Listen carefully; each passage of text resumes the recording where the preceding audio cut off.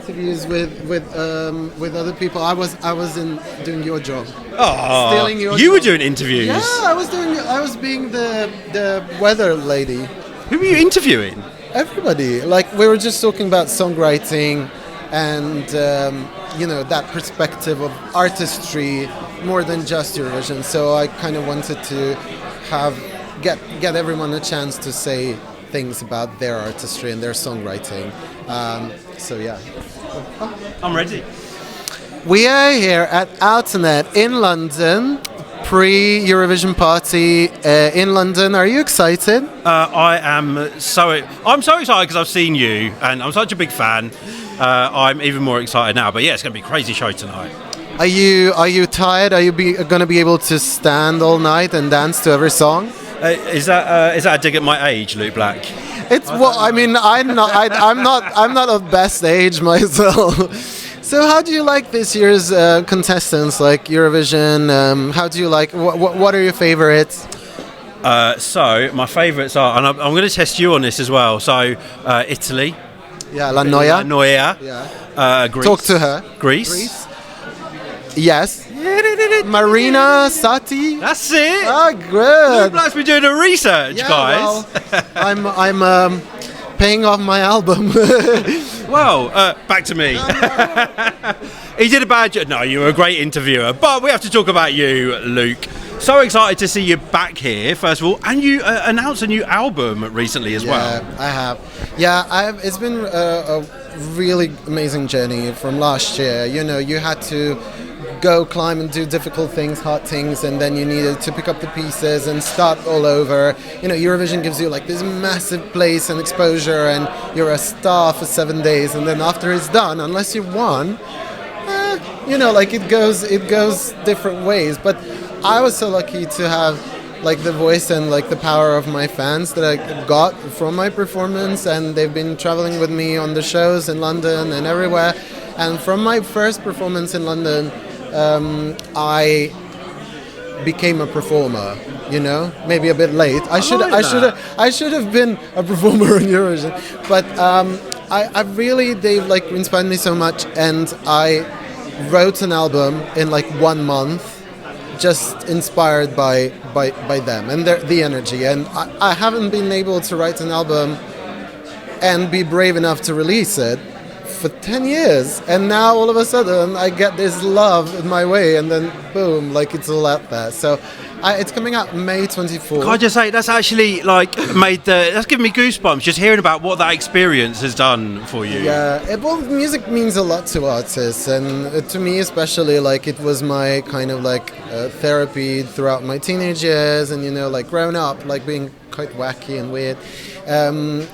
It was just something that gave me warmth, and kind of like I'm trying to give as much warmth through the music to my fans, because I know they need it, and I've heard their stories, and we've been talking like, on Discord for hours, answering questions, talking about like important life topics and stuff. So that's where all the inspiration came from. So when can we expect, is the album out now? Is it coming out? When's it coming out? No, so it's coming out after Eurovision, May 24th. I said like I'm not releasing it before because no one's going to Your manager's watching very closely now, so I'm worried. 24th of May. Well, I mean, it was a struggle, to get everything together, but the inspiration was there, and visually we're kind of trying to tell a story about this pursuit of paradise and what to do when you find it, and all of these like ideas about like there's a song on the album, for example, that is quite personal to me, that like talks from a perspective of a robot that just realized human feelings and how complicated they are, so it wants to shut down. So yeah, that's like a first that I've said something about that, but that's kind of like, it's kind of like a continuation of Some of Mrs. Power as well. There's that robot. I performed at Pazé this year with my new single Chainsaws in Paradise. So I fought the robot again after beating him. He was starting to wake up, but we killed him with heavy metal music. So it was crazy. I would love to I would love to see inside your mind one day, because it just seems so fascinating. You don't want that. You don't Well, want maybe I do. that. Well, good luck. I'll gladly give my brain to you, and I can have. You can have mine. Well, I You're mean- not going to get very far with mine. I can tell you that. much. No, I'm pretty sure. Like everybody has their struggles and like their mindsets, and I'm pretty sure you have the tools to fight your battles, and I have the tools to find mine. But they're equal kind of battles. Yeah, and that's what people have loved about you, is you've always been so open talking about those battles and struggles, and very open talking about yourself, and that's why you have now this huge army of fans. Do your fans have a name?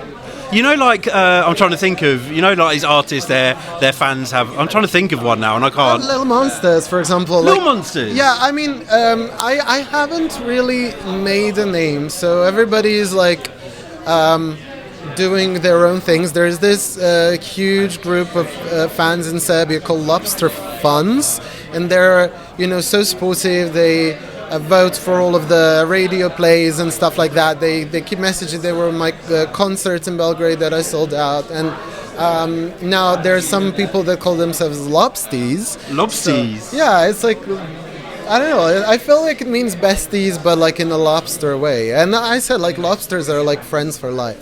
So I like that's like they just claw each other and never let go. So that's why I'm kind of hoping for this, for my friends and fan base to kind of stick together and expand and, you know, battle together. Now, you said the word lobsters 3 times, so we have to talk about the lobster. Where? R.I.P. No, he's at home. Like, it's just Is he at home? Because in Belgrade a few weeks ago, you told us that he died. yeah, no, he's resurrected. It was Easter, so you know, it was a miracle. But I'm kind of, you know, as I said, like there's a mountain to climb. That was Eurovision, and then there's now new mountains to climb. And Salvador was with me throughout Eurovision, and it will always be like a symbol for my music, because that's what fortified my fans. It's just dreaming and sleeping right now, and I think he had a tough year, so we need to, you know, let him put like a face mask on and. Yeah, he had a lot of attention, to be fair. So he's doing a bit of work behind the scenes, maybe. He had more, I guess, more support than me. He was No. It was well, maybe. maybe, yeah, you know. But he's done wonders, and it's been like that one familiar object that you've seen everywhere, and everybody connected to you. So I'm really, that gave me and lowered my anxiety so much. So Yeah. it was. I'm really, thank you, Salvador. Now, my heartbeat's gone up because I also hear that you're going to be playing some shows after Eurovision in June. Oh yeah, who told you that? I don't know. Yeah, I have a tour in UK and Europe, which is like insane to me, like to even say. Like, I talked to my mom and I'm like, I can't, I'm on tour in June. But actually, I'm going to UK. I'm going to Bristol, Manchester, and London. Right. So the album is out 24th of May, and the tour starts from the 4th of June. And then I'm visiting Finland and Poland, one of the countries that were like super supportive of me. I wasn't able to go to Poland last year for pre-party, so I think this is going to be like a really lovely meetup. And Austria. And Austria, obviously, that's what I was saying. Like, I've made a really great friend in Taya, and we've stayed in touch like every day, and I'm happy to have her on the show, maybe bring her to all of the other shows as well. And I'm trying to, you know, say thank you to everybody who supported me. And, you know, I was really friendly with Karja in the beginning, and I just don't know. I just really like, I would want to come to all of the countries, but this is like, you know, a process that you have to deal with, organization, blah, blah, blah. So maybe in the future, when we have the part 2 of the tour, we'll just visit more countries. I'm very excited to news Luke Black. I don't know if you know this yet, but you are giving us some tickets to give away at Eurovox. 2 tickets. Yeah. So stay tuned for a Luke Black giveaway, and you can come and see him perform in London, which will be absolutely amazing. Can I just say, it feels like I'm talking to like Luke Black, like 2.0 now. I just like feel the confidence coming out of you, and to think that Eurovision did that for you is amazing. Eurovision did it. Mostly the fans after Eurovision have done it. Okay. Like the ones who stuck around. Like that's where the true the true strength comes from. And I'm really happy to be offering 2 tickets as long as nobody pays for me for my music and concert. I'm happy. No, but nobody heard that. Okay. No. So basically, we're gonna share 2 tickets. I don't know how though. What's gonna happen? We are going to work that out. That is hot off the press. So we will work out how you can win these tickets. Yeah, but you will win it. And the London show will be very special because like it's gonna feature so many of my collaborators. So it's also gonna be like almost like an album party, you know. Okay. So everywhere where I go, I mean, it's going to be like 100% energy, but like I think that this one is going to be special because everybody can just take a train ride or an Uber to the show, and they don't have to go to Manchester. So yeah, all of them will be there, and some of my collaborators from Eurovision as well, and it's just going to be like a big celebration. And I'm making a new show. Obviously, I had a couple of shows with the old ones, but I like to complicate things. So it's going to be a new show with new songs. Like there's loads of songs that I had to cut so many songs from the set list because there's many songs. But songs that are on the album, right? Yeah. On the album, but not on the set list. I was going to say you got album number 2 there in the making, maybe. But I'm looking forward to like seeing how this album goes and expanding the story of this album. So I really like that. When you get like a re-edition of the album or a deluxe version or like a continuation, or a remastered like video games, just add it on, and then maybe even more songs and everything that I've been working on now. And well, I've got an idea for the next album. You must know Mahmood, the performer from Italy. Yeah. Did you know that I'm actually sampled on his album? I opened his album. Oh yeah, he has that interview in the beginning. Yeah, that's me. You. Are you getting from 5 years ago? Can you believe? Are you getting any royalties? No royalties, no. But Mahmood, you still owe me a carbonara next time I come to Italy. But there you go, album number 2. I'll happily open it for you. I won't even ask you for money, Luke Black. I would just love the collab. Because then we can make things happen. Yeah. It's very expensive being a musician, but album number 2. Well, let's see. I've been really anxious to do the album number 1. Like, I'm so scared, to be honest. Like, it's don't be scared. No, it's just because, like, you have so much pressure on, like, oh, what are the numbers? How does it performing and everything? And I'm just like, I just want to say things in a longer way and, like, a longer body of work for once and just not care about things. And we'll see how it goes. If it goes well, there will be album number 2. I'm sure it will go well. Obviously, we're in London at the Eurovision Party 2024 as well, so I have to ask you a couple of questions about Eurovision 2024. Yeah. First of all, have you been able to catch up with Taya since she won? It's so hard for me to say. PZE, I'm going to say. Yeah. PZE.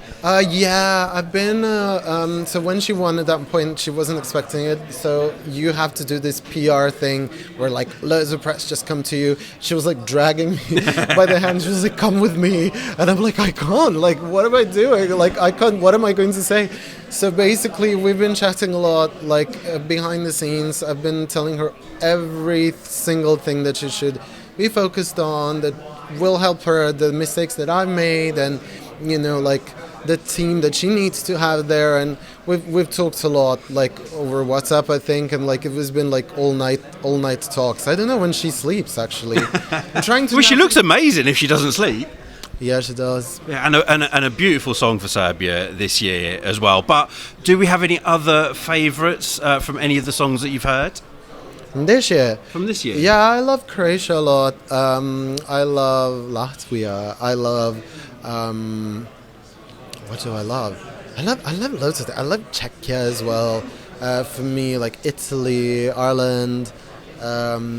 There's so many good songs this year, isn't there? It's insane. It's going to be tough. Yeah. And obviously, Ollie's song is like amazing for UK. Like it's just a bop. I get a little Pet Shop Boys vibe from Ollie's song, maybe. I mean, I didn't expect anything bad from Ollie's song. No. I'm just I wasn't disappointed, obviously, and you know, like it's amazing, and I'm pretty sure that they're gonna nail it, like on stage, the whole, you know, UK delegation. Yeah. Well, I have to say, Luke Black, I'm a bit worried they're going to turn the lights off shortly because it feels like we're the only people left in this massive room that was packed about half an hour ago. I waited for everybody to finish their interviews, and now I'm here in the dark. I'm a star. You are a star. Reminding you. Yeah, but thank you so much for this, and thank you so much for every time when we, you know, meet, like for doing an interview and for supporting my music. And I'm really grateful, and we're gonna do that anytime you want. Right, and we're so grateful for you. And I'm just going to repeat again for the manager who's in earshot now about the collaboration later. No, I'm joking. Good luck with the album. We will see you at your show in London. We can't wait. Otherwise, enjoy London Eurovision Party tonight. It's going to be amazing. Thank you. I've been very anxious interviewing like all of the artists, but I met almost everybody. They're really cute, pretty, beautiful, talented. So I'm just gonna, you know, get drunk and then. Now we're talking, my yeah, because I dressed like as a news reporter. Am I no, I have to say you're looking sharp, Luke. Thank you. You're looking very, very sharp. Give me back my mic. Next, Well, thank you so much for watching Eurovox. We're wrapping it up right now, and it's been a pleasure talking to you. And always a pleasure talking to you. Thank you so much. You are an absolute star as always. And you do look dapper.